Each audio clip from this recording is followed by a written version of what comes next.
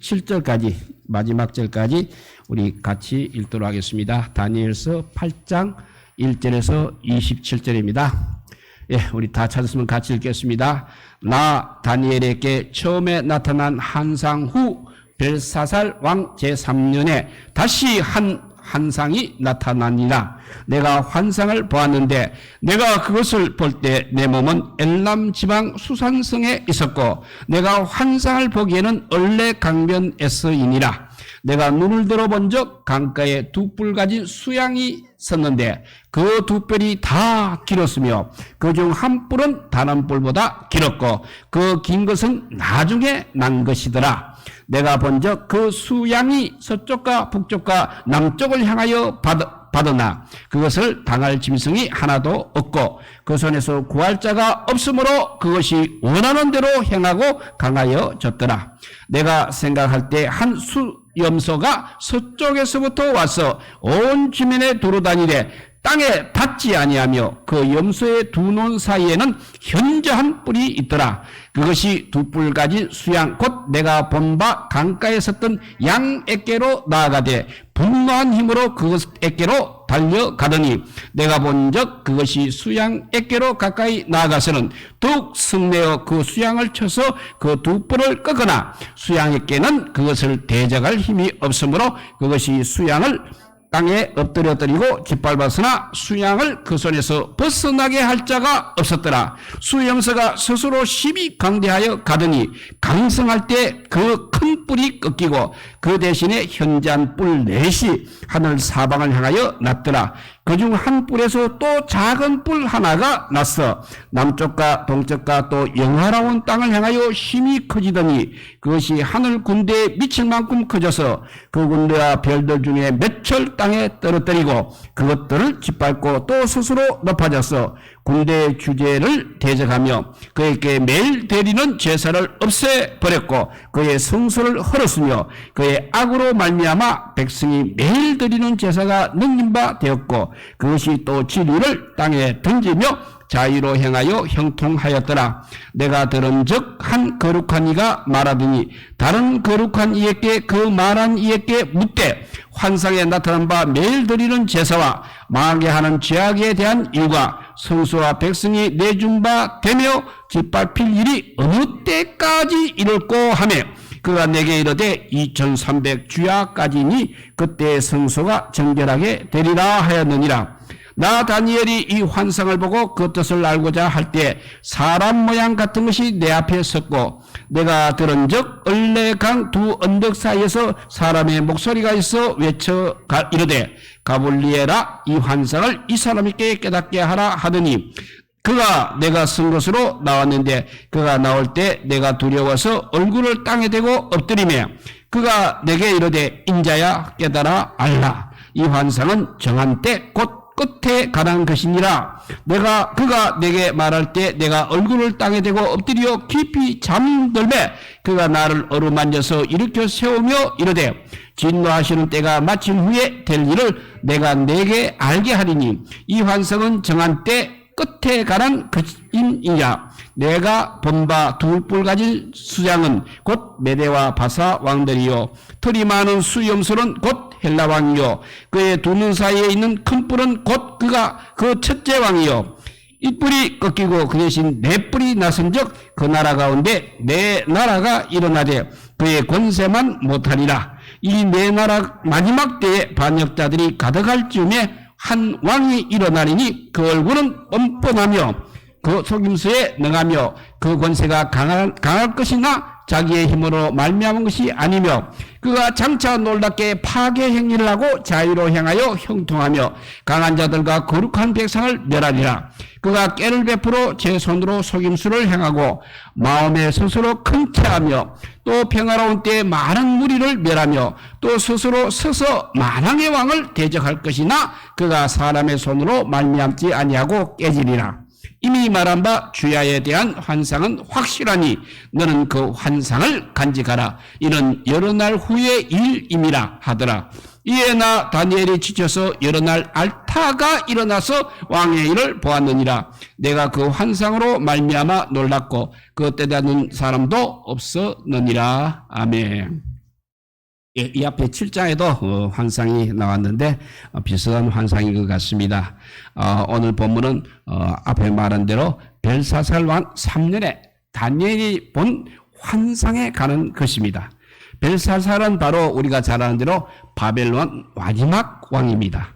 2절 말씀은 다니엘이 엘람 지방 수산성에서 환상을 보았다는 것인지, 또 환상 속에 자신이 엘람 지방 수산성에 있었다는 것인지 조금 불분명하게 기록이 되어 있습니다. 그래서 표준세 번역을 보면 이렇게 번역하고 있습니다. 환상 속에 보니 나는 엘람 지방 수산성 을레 강가에 서 있었다, 이렇게 합니다. 그러니까 막 같은 곳이라고 그렇게 세 번역은 말하고 있습니다. 그리고 또 환상 속 다니엘은 두 뿔 가진 수양을 보았다고 했습니다. 그런데 두 뿔의 길이가 달랐습니다. 나중 나온 것이 더 길었다고 했습니다. 이 수양은 굉장히 강합니다. 그런데 이 수양은 결국 뒤에 나오는 또 숫염소에게 밀리게 되는 것을 보게 됩니다. 그럼 먼저 5절에서 8절을 우리 다 같이 한번 다시 읽도록 하겠습니다. 내가 생각할 때에 한 수염소가 서쪽에서부터 와서 온 지면에 두루다니되 땅에 닿지 아니하며 그 염소의 두 눈 사이에는 현저한 뿔이 있더라. 그것이 두 뿔 가진 수양 곧 내가 본 바 강가에 있던 양에게로 나아가되 분노한 힘으로 그것에게로 달려가더니 내가 본적 그것이 숫양에게로 가까이 나아가서는 더욱 성내어 그 수양을 쳐서 그 두 뿔을 꺾으나 수양에게는 그것을 대적할 힘이 없으므로 그것이 수양을 땅에 엎드러뜨리고 짓밟았으나 수양을 그 손에서 벗어나게 할 자가 없었더라. 수염소가 스스로 강대하여 가더니 강성할 때 그 큰 뿔이 꺾이고 그 대신에 현저한 뿔렛이 하늘 사방을 향하여 났더라 했습니다. 뒤에 나오는 수염소는 굉장히 빠르다고 했습니다. 그래서 온 지면에 다니되 땅에 닿지 않았다는 말을 하고 있습니다. 이 말은 뭔가 하면 그가 대단히 빨랐다는 것을 말하고 있는 것입니다. 두 눈 사이는 현저한 뿔, 즉 눈에 띄는 뿔이 있었습니다. 두 숫염소는 이 두 뿔 가진 수양을 제압하고 짓밟았습니다. 그러다가 결국 어떻게 되었습니까? 숫염새의 큰 뿔이 또 꺾이게 됩니다. 그리고 난 뒤에 그 자리에 현저한 뿔 넷이 나는 것입니다. 다니엘이 환상 중에 본 숫양과 숫염소는 무엇을 상징하고 있는 것입니까? 그 답이 바로 뒤에 나오는 20절에서 22절에 그 답이 나와 있습니다. 20절에서 22절을 읽어보면 내가 본 바 두 뿔 가진 수양은 곧 메대와 바사 왕들이요 털이 많은 숫염소는 곧 헬라 왕이요 그의 두 눈 사이에 있는 큰 뿔은 곧 그 첫째 왕이요 이 뿔이 꺾이고 대신에 네 뿔이 나선즉 그 나라 가운데서 네 나라가 일어나되 그의 권세만 못하리라 했습니다. 그러니까 두 뿔 가진 숫양은 제일 먼저 나온 숫양은 바로 메대와 바사, 메대와 페르시아를 상징하고 있습니다. 숫양의 두 뿔 길이가 달랐다고 했습니다. 그리고 늦게 나온 뿔이 더 길었다고 했습니다. 그것은 뒤에 나오는 바사가 앞에 나온 메대보다 늦게 일어났지만 더 강했다고 그렇게 말해주고 있는 것입니다. 그리고 결과적으로 역사적으로 보면 메대는 결국 바사, 뒤에 나온 바사의 합병이 되었습니다. 메대와 바사가 힘을 합해 바벨론을 무너뜨릴 때 메대 왕은 다리오 왕이었습니다. 그리고 바사 왕은 고레스였습니다. 그 뒤에 또 털이 많은 숫염소가 나오는데 그것은 헬라 그리스를 상징하고 있는 것입니다.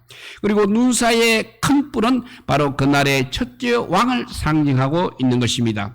그 나라의 첫째 왕은 너무나도 유명한 알렉산더 대왕인 것입니다.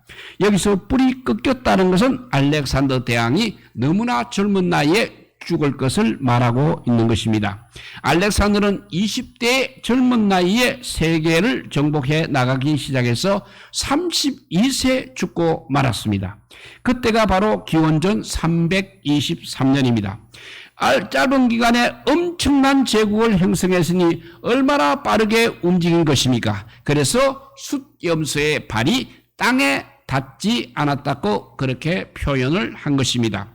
그리고 다니엘서 앞에 7장에 보면 이 그리스가 표범 같은 짐승이라고 그렇게 묘사가 되어 있습니다. 왜냐하면 표범이 너무나 빠르기 때문에 표범으로 묘사된 것입니다. 이제 알렉산더가 그렇게 젊었을 때 죽고 난 뒤에 알렉산더의 네 장군이 제국을 나누어 가지고 각 나라의 왕이 되는 것입니다. 그러니까 그래서 큰 뿔이 꺾이고 그 자리에서 네 가지 뿔이 나왔다고 한 것이 바로 그것을 말해주고 있는 것입니다. 그러나 그 권세는 첫째 것만 못하다고 했습니다. 알렉산더 대왕의 건세만도 못하다고 했던 것입니다. 알렉산더의 그리스 제국을 나누어 가진 네 장군의 이름은 톨레미가 있고 그 다음에 카산다, 니시마쿠스, 셀루쿠스 이렇게 네 장군의 이름입니다. 알렉산더가 태어나기 200년 전에 이렇게 알렉산더에 대한 예언이 다니엘서에 기록이 되어 있는 것이 놀랍지 않습니까? 오늘 본문을 잘 보게 되면 알렉산더뿐만 아니라 또 다른 인물에 대해서도 기록을 하고 있습니다.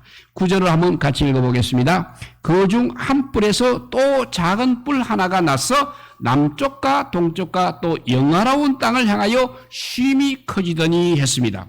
숫염소 네 뿔 중에서 네 뿔 중 한 뿔에서 이제 또 작은 뿔 하나가 나타납니다. 그래서 영화로운 땅을 향해 힘이 커진다고 했습니다. 이는 알렉산더의 제국을 나누어 가진 한 왕의 후손 중에서 또 다른 왕이 나와서 영화로운 땅은 바로 예루살렘을 말하고 있는 것입니다. 예루살렘을 향해 세력을 확장해 나갈 것을 말하고 있습니다.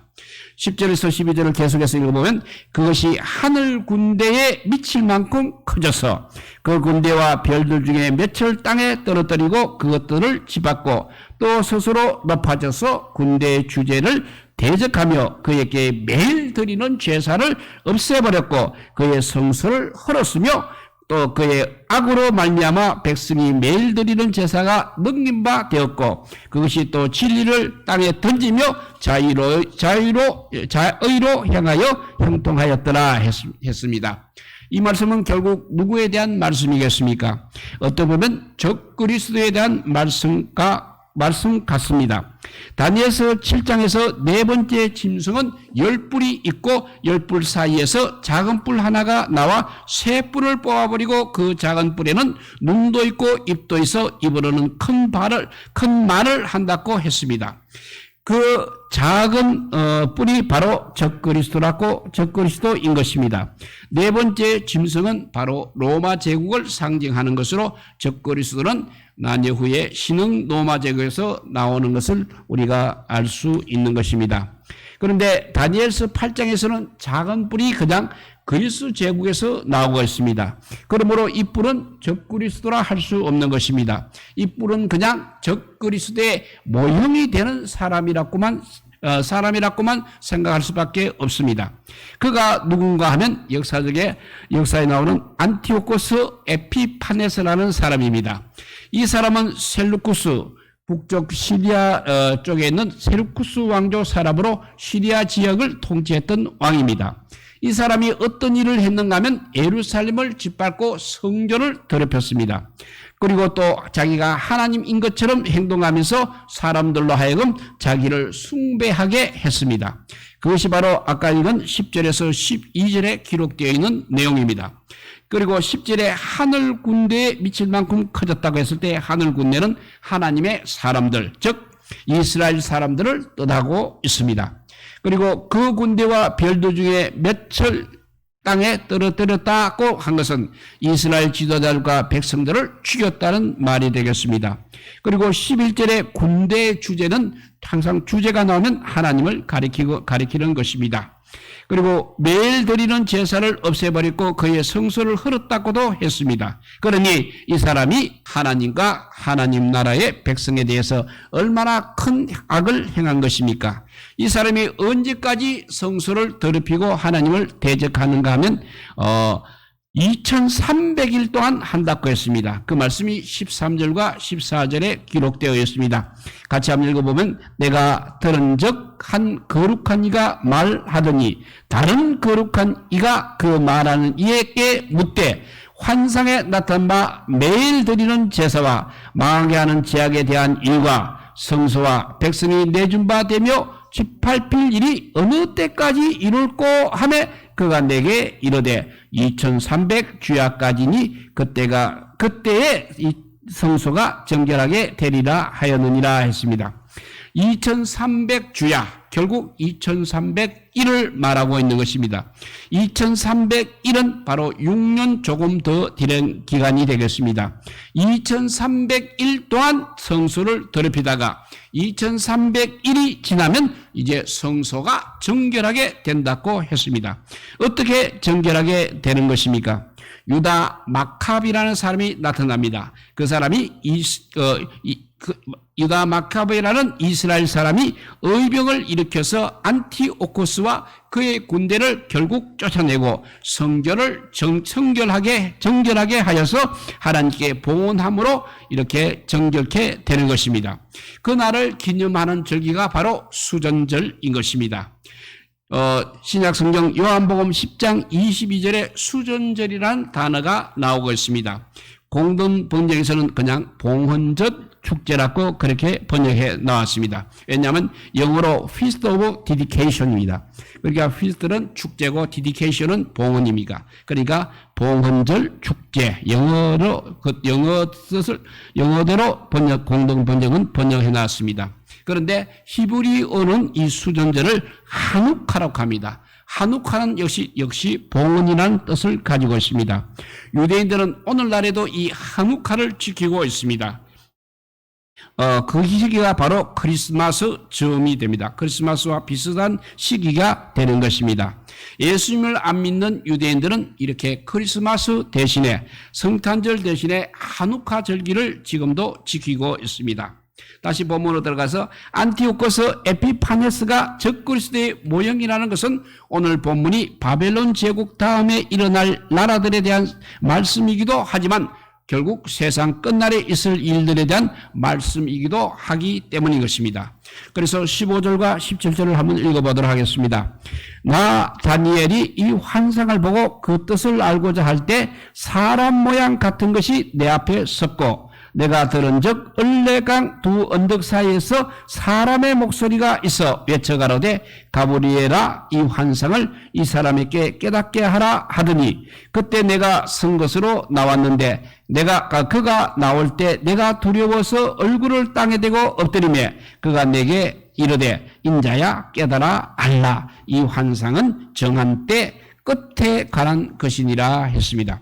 여기서 정한 때 끝 바로 세상 끝날을 말하고 있는 것입니다. 19절에도 같은 표현이 있습니다. 19절에 읽어보면 이르되 진노하시는 때가 마친 후에 될 일을 내가 너희에게 알게 하려니 이 환상은 정한 때 끝에 관한 것임이라 했습니다. 우리말 성경은 이 19절을 이렇게 번역했습니다. 그가 말했습니다. 정해진 세상 끝날이 올 때 하나님의 분노하심으로 어떤 일이 일어날지 내가 알려주겠다. 이렇게 번역을 하고 있습니다. 다니엘서 8장에서 다니엘이 본 환상은 세상 끝날에 관한 것입니다. 세상 끝날에 있을 일 중에 하나가 바로 이 적그리스도의 출현이라는 것입니다. 오늘 본문은 안티오코스 에피파네스라는 사람을 통해서 세상 끝날에 나타날 적그리스도가 하게 될 일을 이렇게 미리 보여주고 있는 것입니다. 23절에서 25절을 한번 다시 읽어보도록 하겠습니다. 같이 읽으면 이 내 나라 마지막 때에 반역자들이 가득할 즈음에 한 왕이 일어나리니 그 얼굴은 뻔뻔하며 속임수에 능하며 그 권세가 강할 것이나 자기 힘으로 말미암은 것이 아니며 그가 장치 놀랍게 파기 행위를 하고 자의로 행하며 형통하며 강한 자들과 거룩한 백성들을 멸하리라.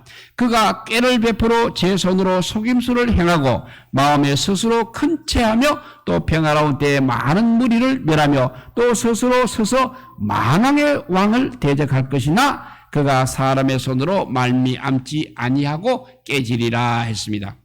23절에 한 왕은 바로 가깝게는 안티오코스 에피파네스를 말하고 있는 것이고, 멀게는 세상 끝날에 나올 적그리스도를 말하고 있습니다. 이런 식의 예언을 우리가 위중 예언이라고 합니다. 그리고 또 그 사람은 뻔뻔하며 속임수에 능하다고 했습니다. 그리고 그 권세가 강할 것이나 자기 힘으로 말미암는 것이 아니라고 했습니다. 그러니까 안티오코스 에피파네스나 세상 끝날에 나올 적그리스도의 힘은 바로 자기 힘이 아니라 사탄으로부터 그 힘이 나온다는 것입니다. 그리고 거룩한 백성을 멸하리라고 했습니다. 이는 결국 이스라엘 백성들을 나중에는 이제 우리 기독교인들을 죽일 것이라는 말이 되겠습니다. 그리고 만왕의 왕을 대적할 것이라고 했습니다. 만왕의 왕은 우리가 잘 아는 대로 하나님 예수 그리스도를 우리가 만왕의 왕이라고 하는 것입니다. 그런 사람의 손으로 또 말미암지 아니하고 깨지리라고 했습니다. 이는 적그리스도가 예수 그리스도에 의해서 유황불이 붙는 못에 던져진다는 것입니다. 그러니까 안티오코스로 말할 것 같으면 안티오코스 에피파네스는 병이나 사고로 죽을 것이라는 말씀이 되는 것입니다. 그가 그렇게 죽는 것은 바로 하나님께서 그를 치시기 때문인 것입니다. 적그리스도에 대해서는 다니엘서 7장에도 나오고 9장과 11장에도 나오고 있습니다. 그리고 신약 성서에 가서는 데살로니가 후서 2장과 계시록 13장에도 나오고 있습니다.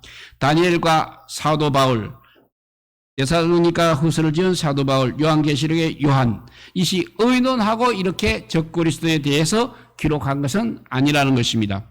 왜냐하면 성령의 감동으로 기록하다가 보니까 세 사람이 이렇게 적그리스도에 대해서 일관성 있게 기록할 수 있었던 것입니다. 이런 것을 보게 되면 성경이 얼마나 놀라운 책인지를 모릅니다. 성경은 바로 우리 하나님의 영감으로 기록된 하나님의 말씀이 틀림없다는 것을 알 수 있는 것입니다. 26절을 읽어봅니다. 이미 말한 바 주야에 대한 환상은 확실하니 너는 그 환상을 간직하라. 이는 여러 날 후의 일임이라 하더라 했습니다. 이 주야에 대한 환상은 14절에서 말한 2300주야에 대한 환상을 말하고 있습니다. 2300주야는 결국 안티오코스 에피파네스가 성전을 더럽힌 날수입니다. 이 환상은 여러 날 후의 일이라고 했습니다. 그러니까 다니엘에게 환상을 보여주신 이 예언은 다니엘로부터 380년쯤 후에 이루어졌던 이야기인 것입니다. 그러니까 적그리스도에 대한 예언도 역시 언젠가는 반드시 이루어질 수 있는 것입니다. 마지막 27절을 읽어봅니다. 이에 나 다니엘이 지쳐서 여러 날 알타가 일어나서 왕의 일을 보았느니라. 내가 그 환상으로 말미암아 놀랐고 그 뜻을 깨닫는 사람도 없었느니라 했습니다. 다니엘이 환상으로 본 내용은 그야말로 다니엘에게는 너무나 큰 충격이었습니다. 이렇게 성전이 더럽혀지고 자기 동족인 이스라엘 사람들이 핍박받고 죽임당할 것을 생각하니 마음이 너무나 아팠던 것입니다. 그래서 다니엘은 여러 날 알았다고 했습니다. 이런 것을 보면 다니엘이 얼마나 성전을 사랑하고 자기 동족을 사랑한 사람인지 알 수 있습니다. 후에 사도 바울도 역시 자기 동족을 끔찍이 사랑했던 사람인 것을 로마서 9장 1절에서 3절에 보면 알 수 있습니다. 그런데 오늘날도 우리가 세상이 되어가는 일들을 볼 때 적그리스도가 나타날 일이 멀지 않았다는 생각이 들게 됩니다. 그래서 우리들은 항상 구원받지 못한 우리 가족, 이웃들에게 복음을 전하면서 더 열심히 신앙생활을 해야 적그리스도가 나타났을 때 우리가 적그리스도임을 알 수 있을 뿐만 아니라 그에 대한 대비도 하고 믿음 생활을 통해서 우리 하나님께서 우리 주님께서 공중 재림하실 때 우리가 들림받을 수 있을 것입니다. 우리 모두 어려움은 어릴수록 더 열심히 신앙생활하는 우리 모두가 되시기를 주님의 이름으로 축복드립니다. 기도하겠습니다. 사랑의 하나님 감사합니다. 이제 아버지 세상이 이렇게 어려워지고 있습니다. 그럴 수 있도록 아버지 이렇게 에피파네스 이후로 많은 사람들이 적그리스도이라는 소리를 들으면서 살아왔습니다. 앞으로도 또 어떤 적그리스도가 나타날지 우리는 알 수 없습니다만은 그것을 주님께서 우리에게 알려줄 때 우리가 믿음 위에 굳게 설 수 있는 믿음의 사람들이 되게 하여 주시옵소서. 그들에게 아버지와 비참하게 끌려가서 그 적그리스도와 함께 유황불에 떨어지는 그런 아버지여 우리가 되지 않게 하여 주시고 주님과 함께 들림받아서 하늘나라를 날아가는 정말 아버지여 하나님 나라에 가는 우리 모두가 되게 하여 주시기를 간절히 빌고 원하오며 우리 구주 예수 그리스도 이름으로 기도드리옵나이다. 아멘.